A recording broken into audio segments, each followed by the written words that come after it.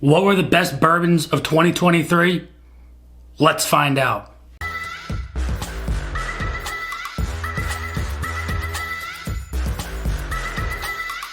What is going on, everybody? Nathan here with the Everyday Drinker, bringing you guys the video we have all been waiting for, the culmination of 2023, the final outcome of what is the best bourbon of 2023.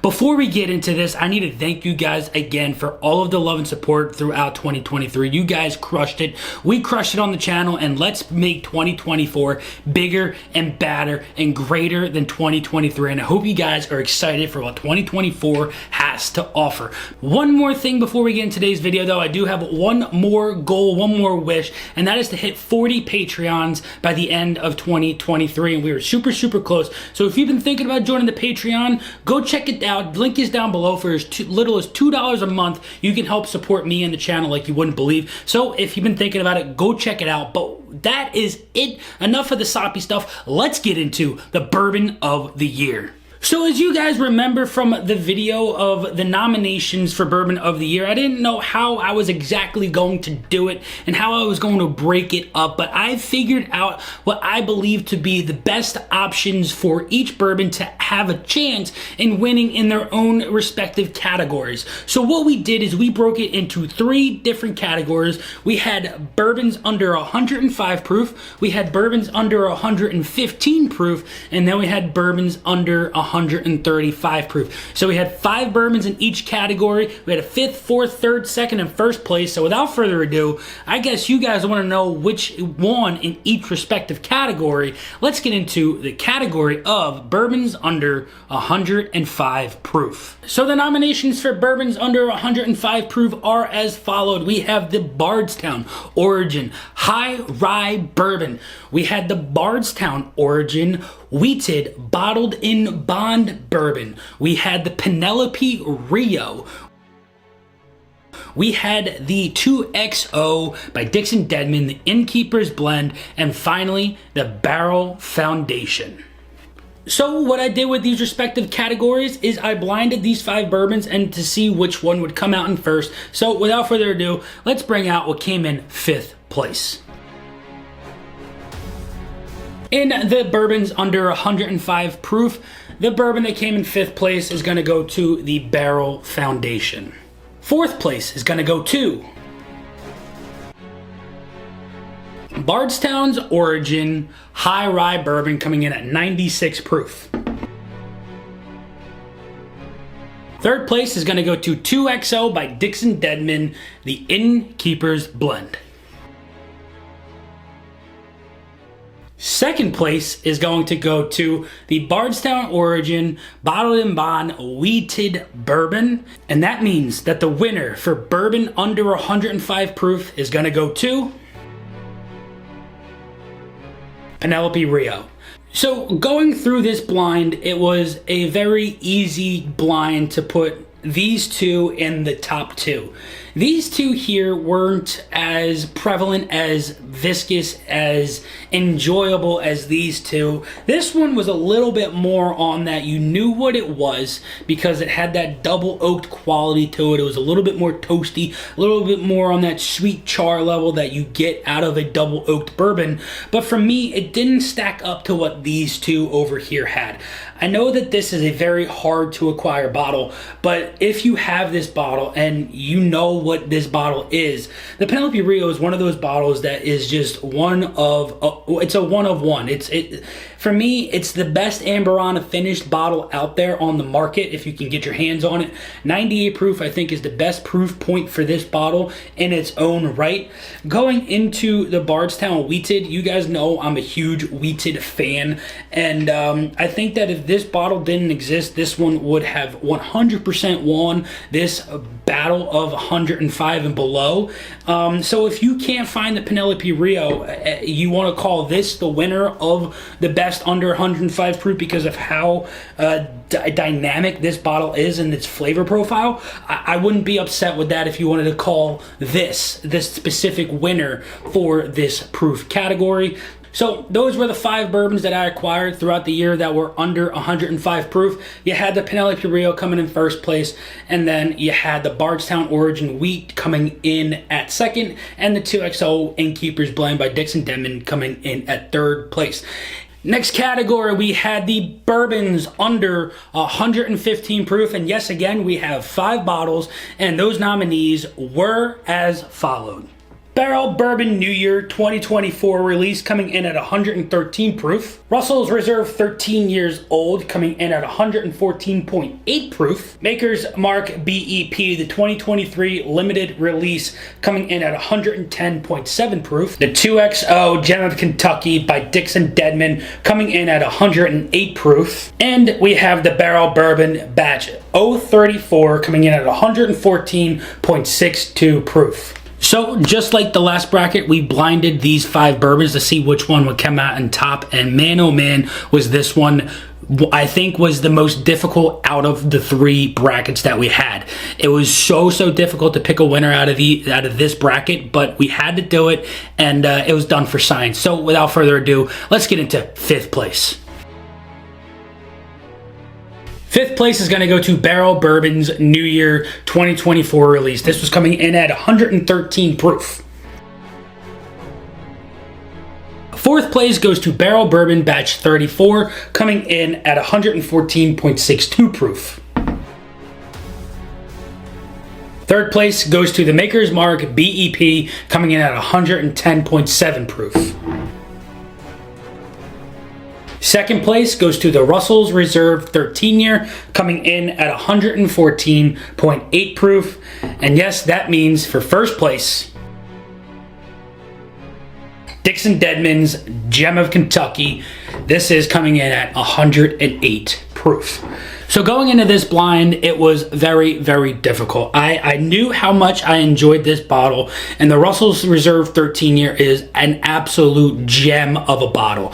Don't get that mixed up with the Gem of Kentucky. These actually, you know what, they're both Gems of Kentucky in my opinion. This Maker's Mark BEP was one that was throwing me for a loop. I really didn't know if I should put it ahead of whatever came in second, which was the Russels Reserve 13 year. But you know, going back and forth, I think that the body and the characteristics that were coming through on the Russels 13 came out a little bit more prominent compared to the BEP. Now going into the barrel offerings, the Batch 34 just was leaps and bounds, in my opinion, a little bit better than the New Year's release. The New Year's release, for me, was a little bit on the very thin side. It was flavorful, it was bright, but it tasted a little young. The good thing about the 34 was it had a little bit more boldness, a little bit more punch, a little bit more of a flavor punch on your tongue, but after that, it was just thin. It fell off very fast compared to the 3 in front of it. But nonetheless, these are both really good pours. But it was a shame that they went up against these 3 offerings right here. The Gem of Kentucky is just one of those bottles that is mind-boggling to me because of how delicious it is.